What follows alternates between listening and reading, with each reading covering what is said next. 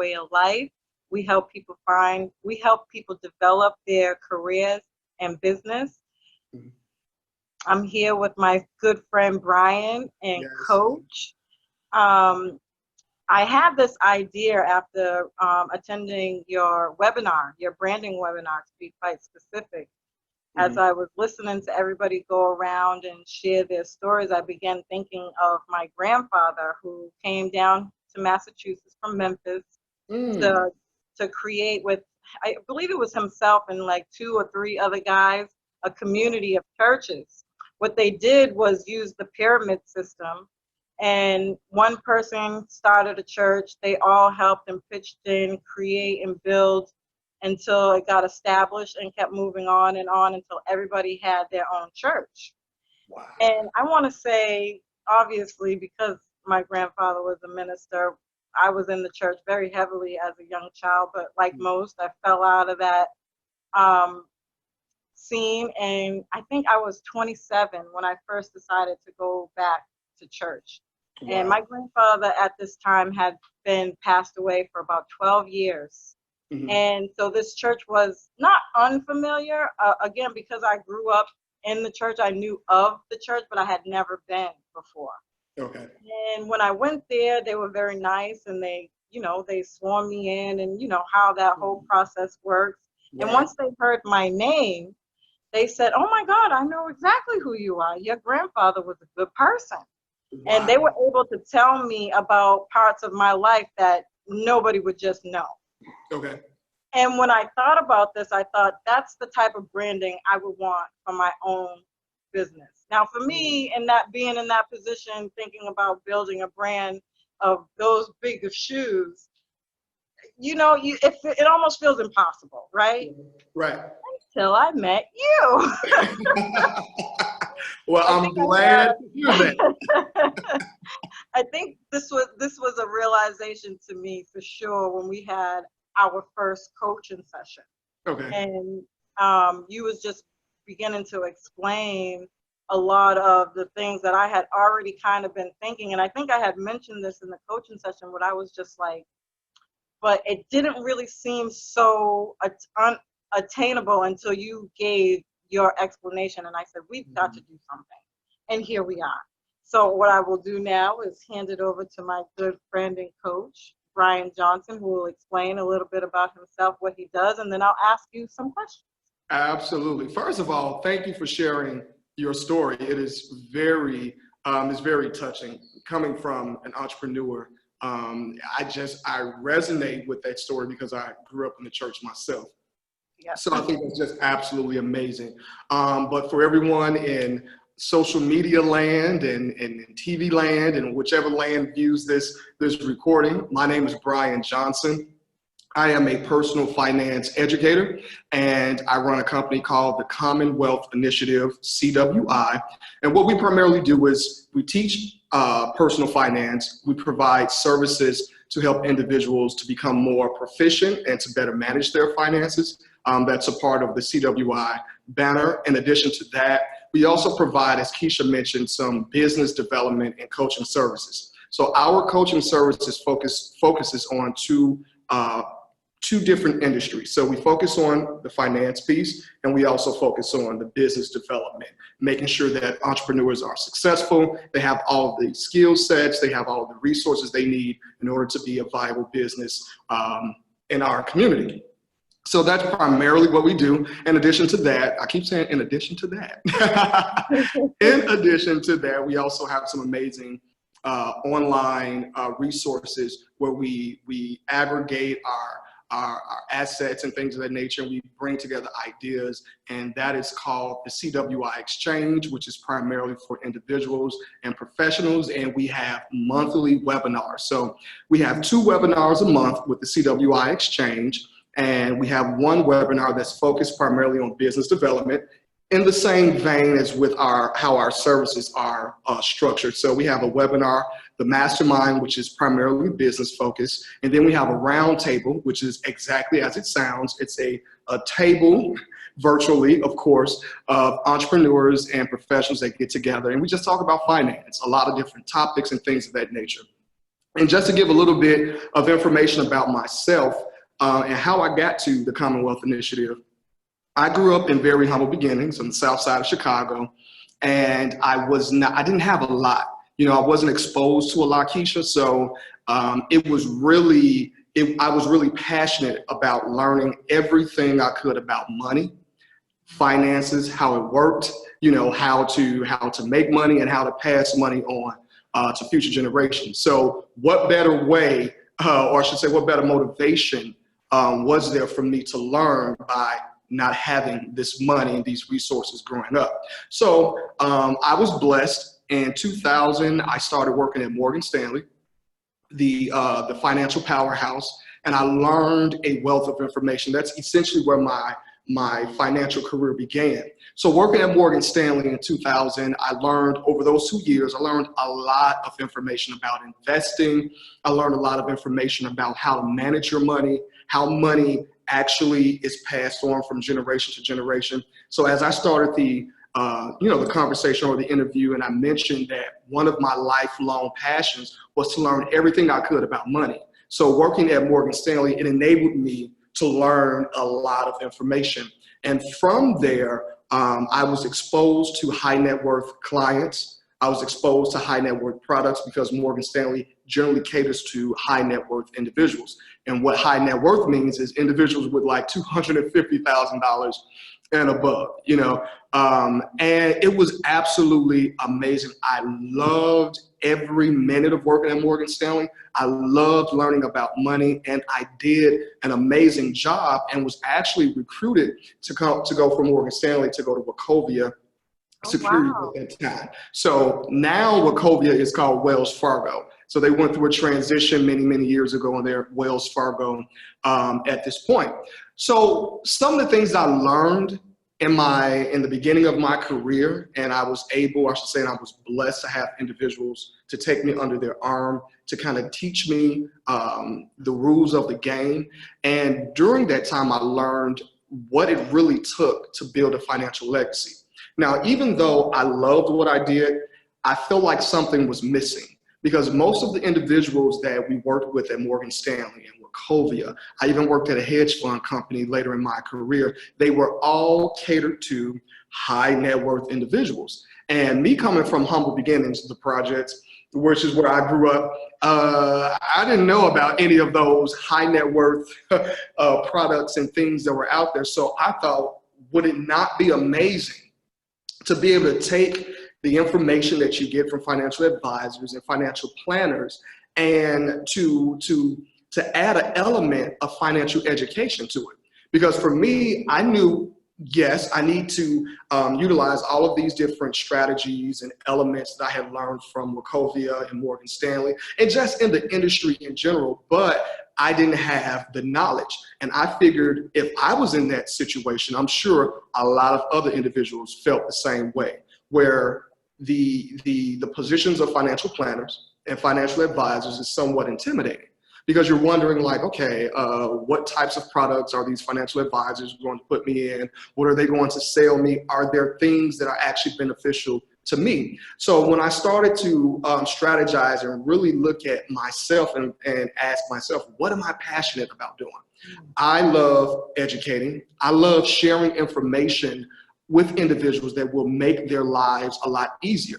So I know that one of the things that we as everyday individuals, we struggle with is our finances and our money. You go to work every day to make money. You need money to turn up and to have a good time. When it's time to buy gifts and things of that nature, you need money. So my thinking was, if I can pair what I'm passionate about, which is educating the next generation, sharing information about finances, helping individuals build their businesses, and making sure that I touch individuals' lives so that they can be an impact on their community. Yeah. I thought, I want to do that under my own umbrella and in my own style. So fast forward to 2012, which is when I decided to take the leap of faith. And I think you were familiar with me at that time, because I was promoted. The book was promoted on out in California on the ZOWAT show. So what I decided in 2012 was, I'm going to take my passion, which is to educate in finance and to help individuals build their businesses. And I'm going to bring a different spin to it. And that's the reason why we have the Commonwealth Initiative now. Common for everyone, the average everyday person, wealth, having commonwealth, and then the initiative, which is the sharing the information. So it's an initiative to help everyone be self-sufficient.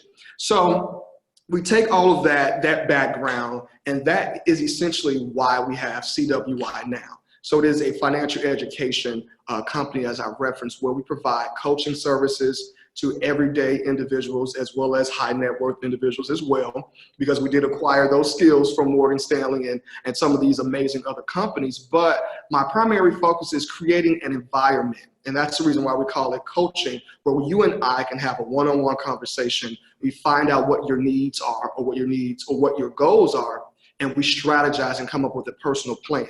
So it's not primarily, oh, let me give you some financial advice, or let me tell you about this new mutual fund that's out there. No, it really is, let me take a step back and get to know you as my client, find out what your goals are financially, what are some of your challenges, and then what I do is, with my background and the team that we have, we come together with solutions that are going to help you be more successful in your finances. So what does that look like? It could be helping you with your savings goals. It could be creating a budget. It could go from helping you figure out debt reduction strategies, the biggest thing, helping individuals with their credit and making sure that they increase their credit. So all of these different topics and financial topics we cover in a financial coaching strategy, or I should say a financial coaching session. And the same thing with businesses. We do not financial, but business coaching. And it's the same way. We sit down either in person or virtually, because I'm here in Chicago and you are in Massachusetts. So we're using and leveraging the power of the internet. And even with business individuals or entrepreneurs or folk that are starting out, we sit down and we take an assessment and find out what your goals are. And we create a plan around that. And as a coach, I'm your accountability partner. So I can call you up and say, hey, Keisha, it's month 2. Where are we with this? And if you say, hey, we have some challenges or there are some struggles with this, we're going to strategize and figure out a solution. So I'm solving problems regarding finances, and we're solving problems regarding business. So that's kind of a nutshell of my background, where I came from, and what was the motivation for me to really help the community. So I want to be the change that I seek in the world, and I think the way to do that is to do what I'm passionate about, talking, sharing the good news of finance on this wonderful Sunday afternoon. As you do so well. Thank you. Thank you. I appreciate that. So I'm just going to jump right on in and ask my first question. Absolutely.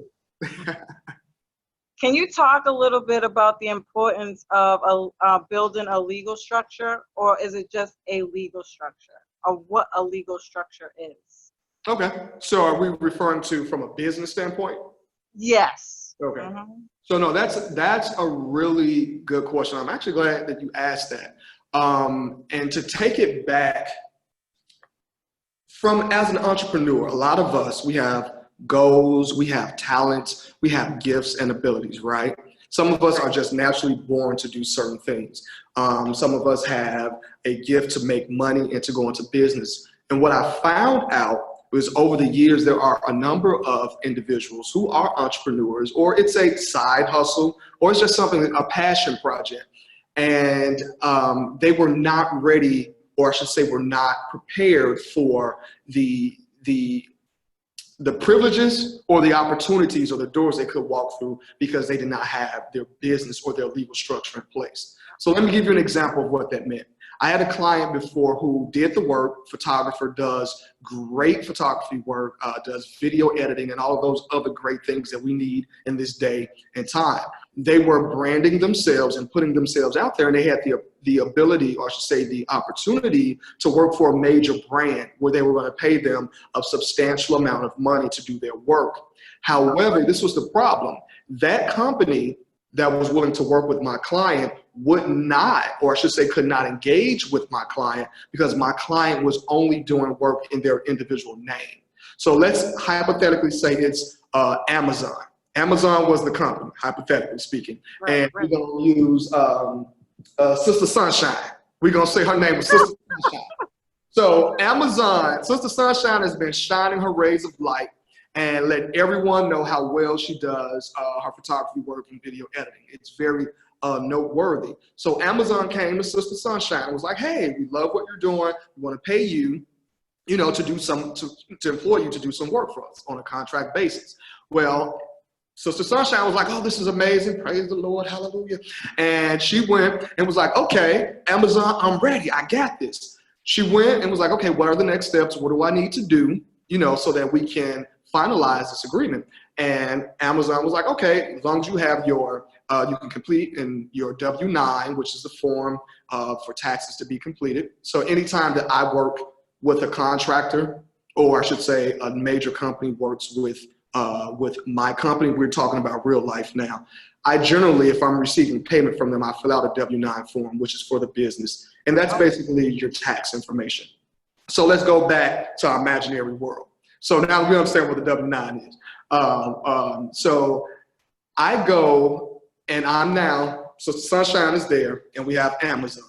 Sister Sunshine could not work with Amazon because Sister Sunshine did not have a legal entity to do business. She had no LLC.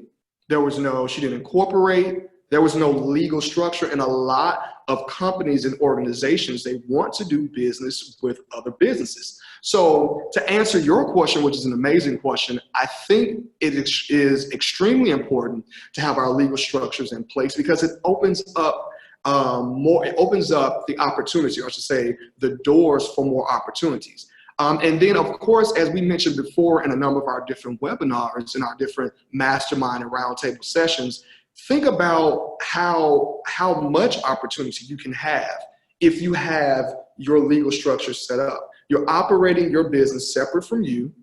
You're not commingling your funds, assets, and resources. Your company is operating, and there's a lot of benefits and advantages tax-wise from having your own legal structure set up. So I think on one hand, it's extremely important because it protects yourself. We think about that liability, especially if you're going with a limited liability company, which is an LLC. It protects your assets and your resources.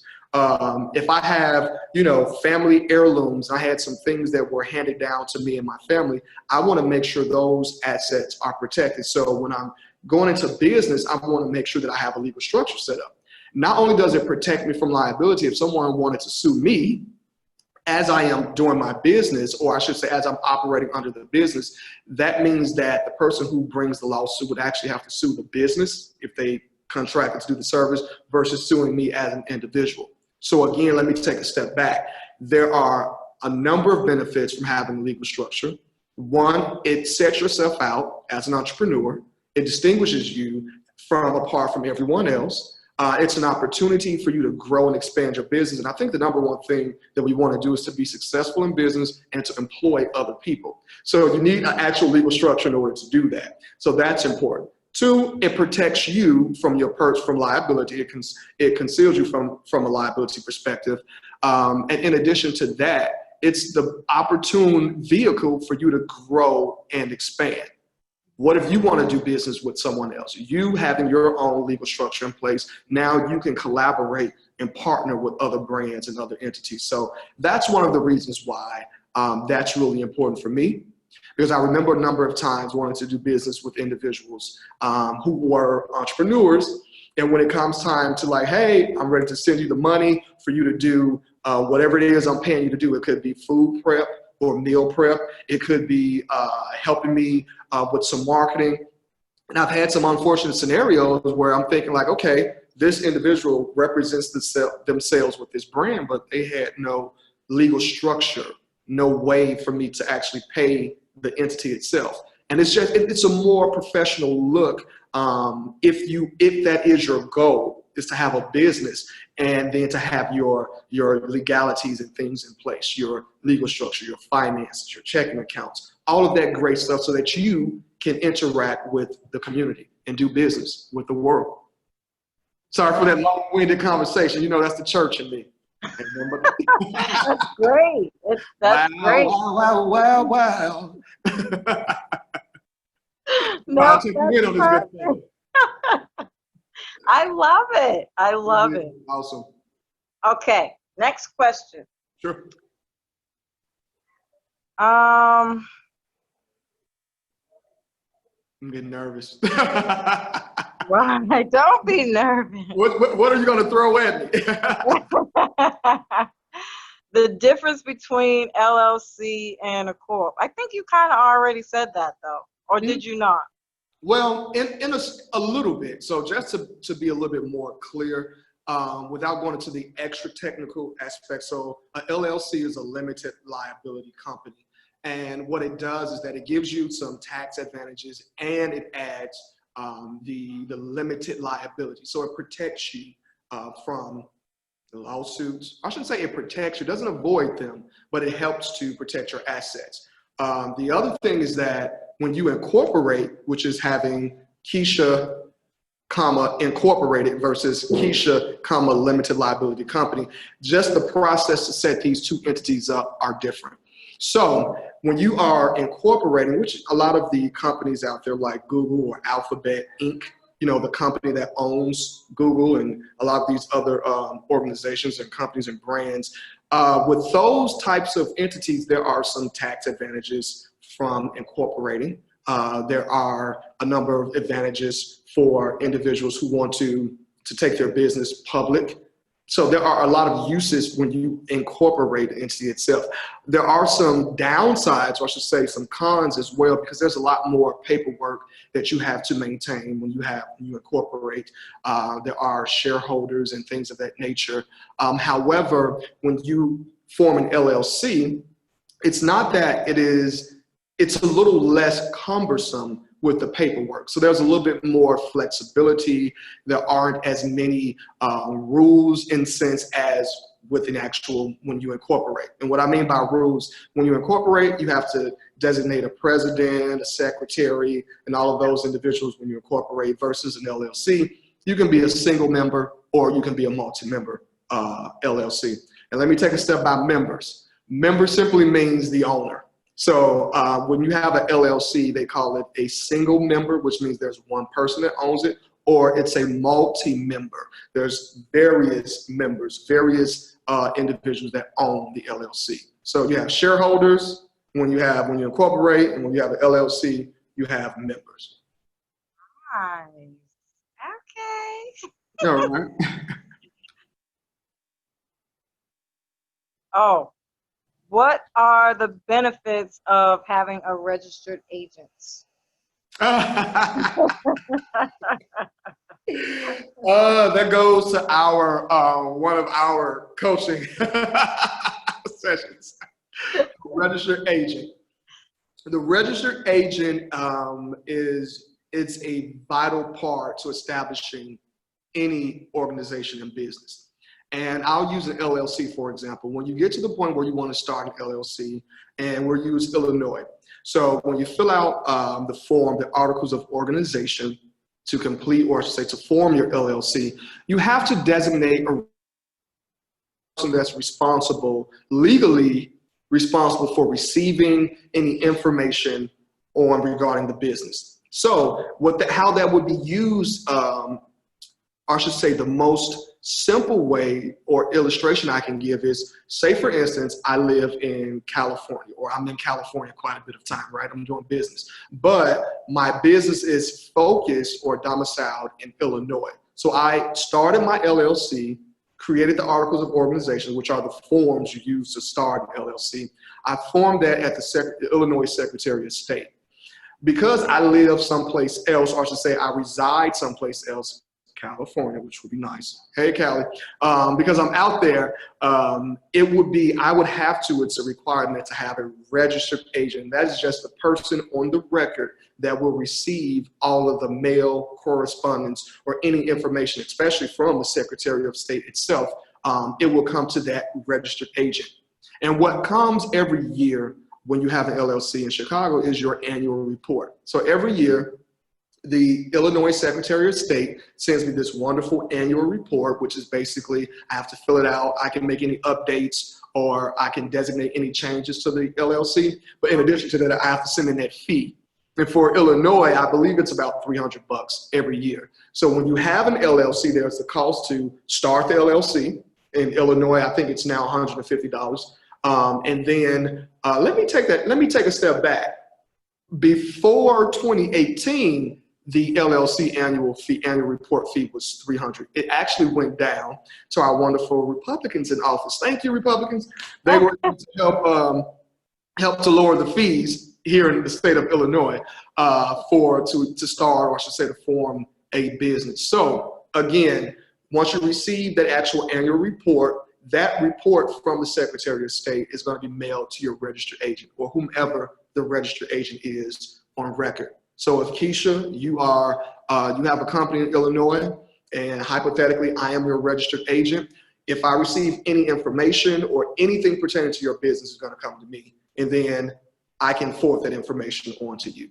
So in a sweet and simple way, registered agent is just the person that's on file, that collects your information, that's responsible for getting your correspondence, and they process that, or I should say they send that information to you. And there are many companies that charge you a fee that will just be your registered agent. Somebody to receive your mail, that's all. Someone receiving your mail, that's the registered agent. Thank you. Put some humor to it. I love it. Even just listening to you now, I'm like, I feel so calm. Okay. I think, and it's just a display of how well you are, how informative you are, and what you do. Okay. I thank you. I appreciate you for your time today, coming on here and indulging me in this interview process. Absolutely, it's my pleasure. I'm honored. Yeah. Okay. That's it for me. Really? Okay. I had 3 questions. That's it. You said you had 3 questions. My plan. You were right on it. So let me ask you a question then. So I really appreciate the words that you said. You know how I feel about you. You are a rock star, and you make what I do so easy. You're like the most perfect, one of the easiest clients that I work with, and I've worked with some interesting characters, I would say, over the years or what have you, and it's always refreshing. To work with someone who is as passionate. So when I say easy, not from the standpoint of like every transaction we do or the work we do is easy, but you're very passionate about entrepreneurship, and it shows. And you are one heck of an astrologer.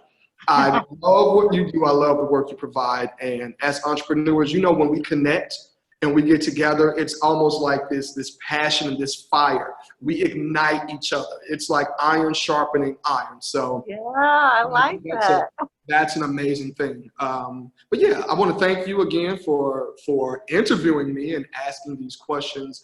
And my question for you is, what do you think, and it's an open-ended question, what do you think as an entrepreneur that we can do in our own communities that can help spread the message and help increase the awareness? Because we know that entrepreneurship is the way, it's one avenue that will not only help you individually, but when it's done right, it can help break the poverty cycle. You're able to help employ other individuals and have an impact on their lives. What do you think we can do besides joining CWI Exchange, which is at www.cwiexchange.com? Besides that, what else can we do? I love that. Thank you for asking that question. Actually, it kind of is bringing up something you had said while you was talking about telling your story. Mm-hmm. You said, and you still do business with these bigger corporations. I think when you start to think about the common folk that you had described, and then the people who are making this kind of money, I'm actually experiencing something similar in my life right now with this issue where what has happened now as a society, we've become a social service where everybody's used to or has gotten dependent on services who serve people who look like I and you and this where we come from, right? And this thing that we're trying to climb out of. But they're being facilitated by people who really don't understand us. And these are these people who are in higher business. So the common folk who start entrepreneurship and want to be more into business, what they do is they kind of shy away from staying open enough, and they only leave this very narrow business view to do business. But when you're talking about money and building a financial, look, Chinese people come in all these different communities and they will sell to you. They don't care, right? It's not so much about race or anything other than the fact that they understand what it takes to make money, you know, and I think our communities specifically, especially, really lack that ideology to being able to build with people no matter what they look like or whatever business or disdain you might have for them. It is extremely important to understand that money is coming from everywhere, right? And we need to do business, and we need to understand how to do business with people who from all walks of life. Exactly. Because we have something to offer more than anything, really. Absolutely. And I don't know if that answers your question. No, it does. And it just creates a dialogue for us to go deeper and to analyze. I mean, I think it's a dual ownership when it comes to supporting, supporting businesses, because let's think about this. And if I could just share a little bit about my transition. For me, I've always, started at 19, I started working, in the financial services industry. So I've always been in corporate America. And to be quite honest, I was scared to be a financial advisor in the very beginning. I was like, whew, there's no possible way. The devil is a liar. I'm like, I was built to go to advance up the corporate ladder. I need a consistent check coming in. I need to make sure that I have options for a 401k. I need some vacation time, although it was only 2 weeks, but I still felt that's where I was. And it was really scary, Keisha, going from, in 2012, going from working and having that consistency to having to venture out and launch out there on my own. And not just on my own, because I had a great team of mentors and individuals that even to this day still provide support and guidance, but it was a scary process. And I feel like the community can help as well as we as individuals do our part. And so what that looks like, even in my family, in my community, everyone is at a different place, right? So my thing is, within building businesses within our community, there are so many individuals with different skill sets. So the way I look at it is that, hey, when I see someone that is young and inspiring and they want to start a business, I make sure that I do what I can to provide some support. Be it if it is patronizing the business, purchasing a service, especially if the person is coming from a good place and it is something that's going to uplift and help. And that even works in my business today. I have members that are members of the CWI Exchange, which is a monthly webinar that we have. And I have individuals that love the fact that we are talking about finance because it is so needed within our community. There are individuals that are like, Brian, hey, we love the fact that you guys are talking about business because we don't have an avenue or a platform for us to be able to express our concerns, to talk about our challenges as entrepreneurs, and to receive the support and the assistance we need. And essentially, creating a safe space for people to really express and to get the job done. So with doing that, and there's so many different emotions that come to mind, but with doing that, I felt like that was one example of individuals supporting the business, irrespective of where I was at that place. And support from the community can come in various forms. It doesn't hurt to like something. If you know there's an entrepreneur, you know someone that's starting out in business, like their stuff. If you support them on social media. Let's start with the free things. If you know that a person's just starting out in business, give them some encouraging words. You may, as an individual in the community, may have some resources that can help them with their branding. You may be like, hey, I know that you're just starting out. I want to volunteer. I want to maybe help you with a logo.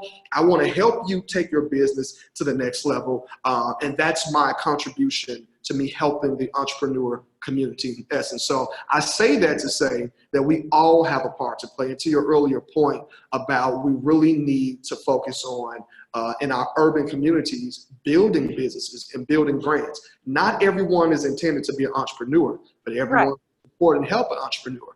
Doesn't help, doesn't hurt, like I said on social media, to lend a hand, lend some support, connect someone, spread the word, share, things of that nature. Help us as entrepreneurs be better, because as an entrepreneur, I want nothing more but to continuously improve my brand, is to improve what we do as a team. How can I provide better services and resources to you? Because at the end of the day, it's not just about having all these likes and shares. How am I adding value to your life? Am I adding value to you? Do you feel better? Are you accomplishing your goals? Are we using SMART goals? Are they measurable? Are they specific? All of those great elements. So I think that, to your point, I absolutely agree with you. I think it's important for us to galvanize the community and support where we can support. And it doesn't matter what your budget is. Like, share on social media. If it's a service business, support the business. Like I said, there are individuals who we have a monthly online family, but there are individuals who don't come to any of the actual webinars. But they're like, hey, we know that it costs money to keep the programming going. We want to support, and we spread the word. So same thing that we do is what we have to be the change that we seek in the world, and continue this pattern of supporting one another in business and keeping this conversation going. Just because I know you value an astrological point of view, because this is coming up now, I'm being pulled very strongly to add that I think it was 2008. The last time we had a recession. Don't quote me on that, but I'm pretty sure that's when it was. And I know it had a lot more to do at that time with the housing.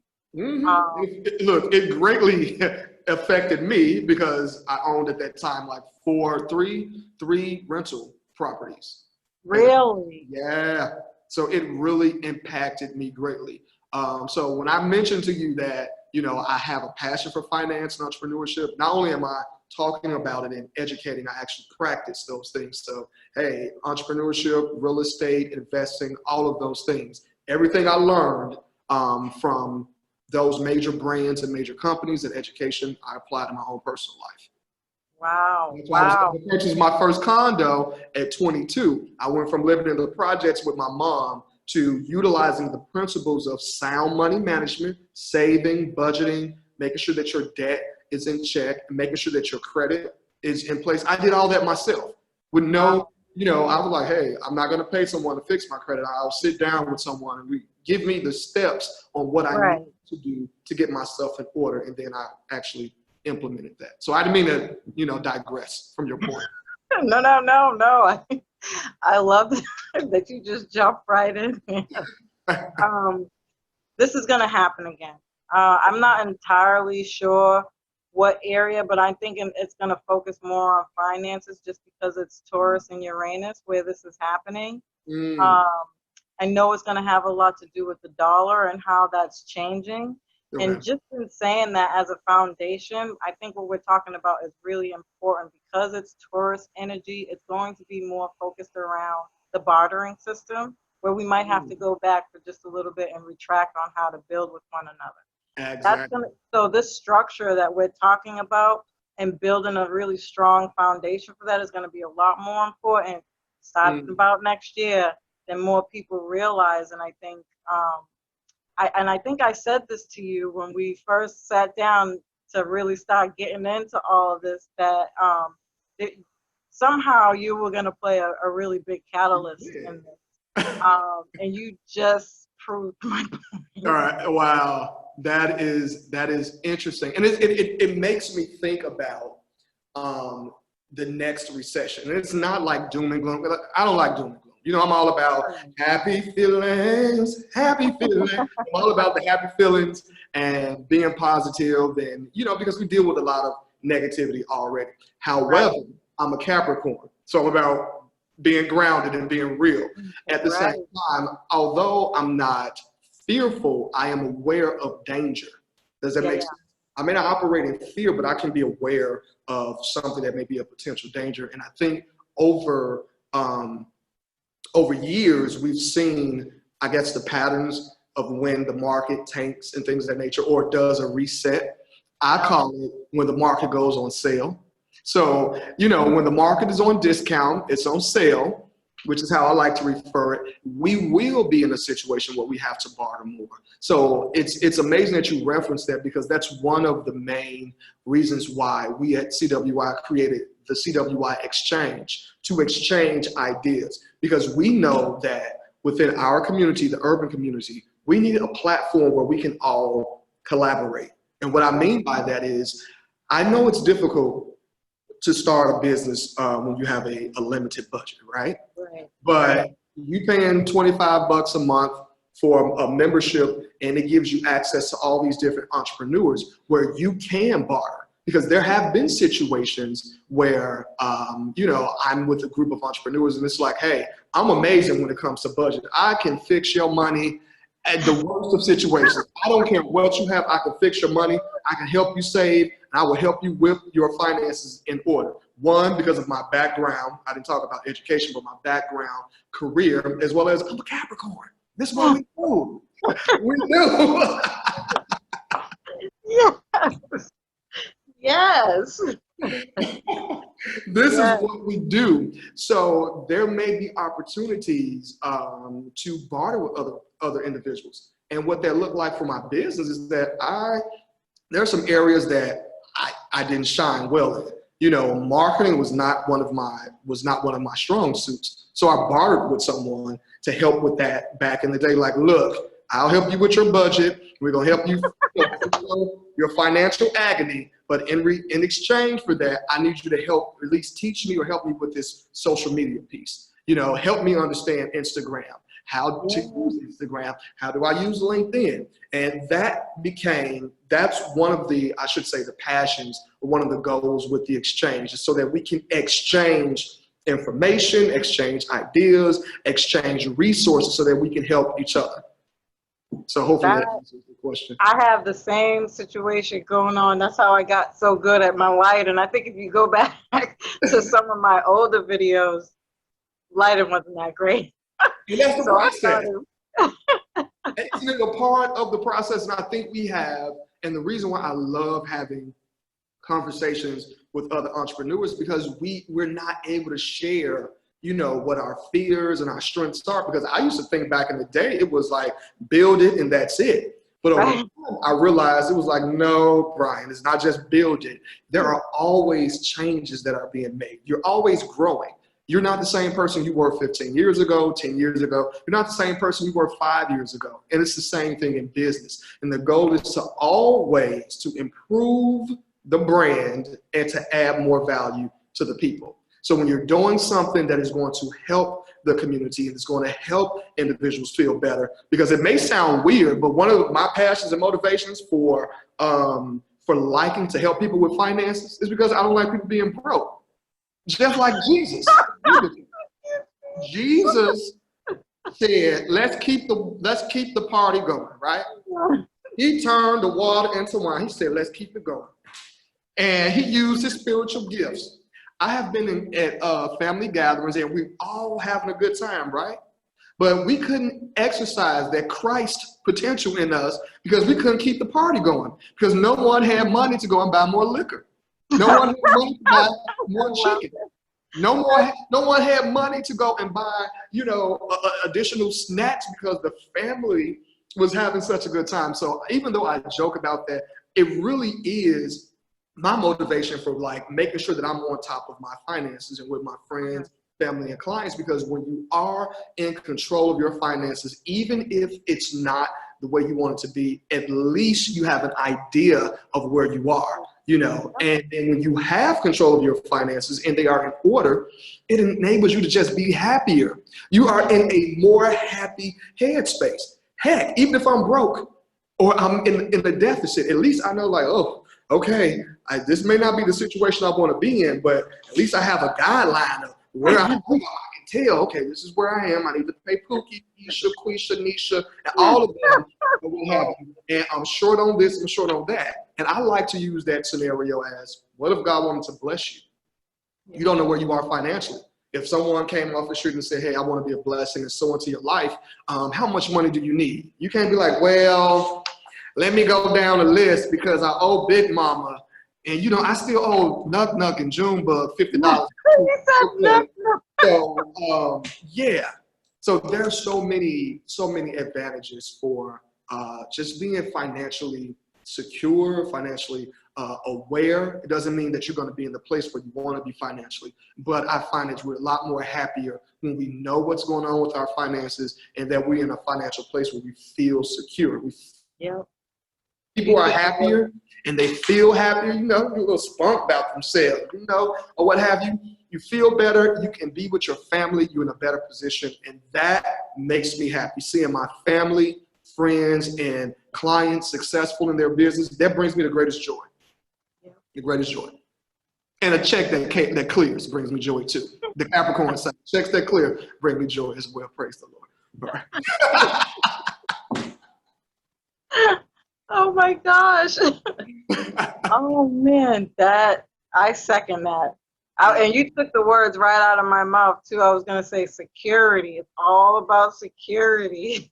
It is. And we have this misconception, and we think that when we talk about money and finances, it's supposed to be this, it's this downtrodden, you know, mindset, when in all actuality, it's not. It's hurtful sometimes to look at yourself and your financial situation, because it then reminds you of your own habits, your own behaviors, and things of that nature. So it's a psychological thing when it comes to dealing with our money, but we absolutely have to.